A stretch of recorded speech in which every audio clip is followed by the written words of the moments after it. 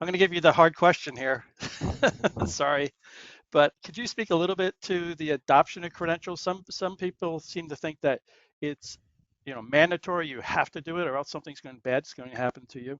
Or is this more of a, does this provide any benefits or convenience to the folks that are be using them? Credentialing is mainly for those who don't want to establish manual processes to verify every time they receive a request or response if the ATP is really is a license in good standing or not. And the GLN is not a verifiable identifier, and of course has also no license status because it's not built for that. And it's of course it's I mean it's not and it's of course not in the law, but also the other systems, how we do it, is also not in the law. At the end of the day, using credentials, accepting requests with or without credentials, it's always a compliance decision with the individual trading partner.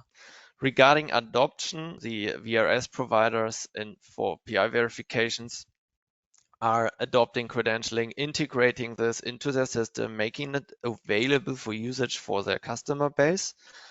And large manufacturers, wholesalers are currently using credentialing in their testing environments. We see that first dispensers are getting involved and onboarded. And I think the cross-industry testing and moving to production will increase in the next months. And so from an adoption perspective, everything is prepared, everything is ready. We hear about adoption challenges like credentialing are very expensive and those statements. I think I don't want to go into the cost area too much, but Yeah. let me say that what we built in OCI is completely on open standards.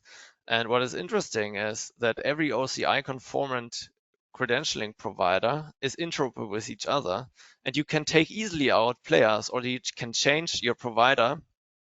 And what is also nice, everything what we did in OCI is completely public available. Either trading partners can also build their own brew solution, or a new provider can show up, and this will drive competition, and competition usually drives cost massively down.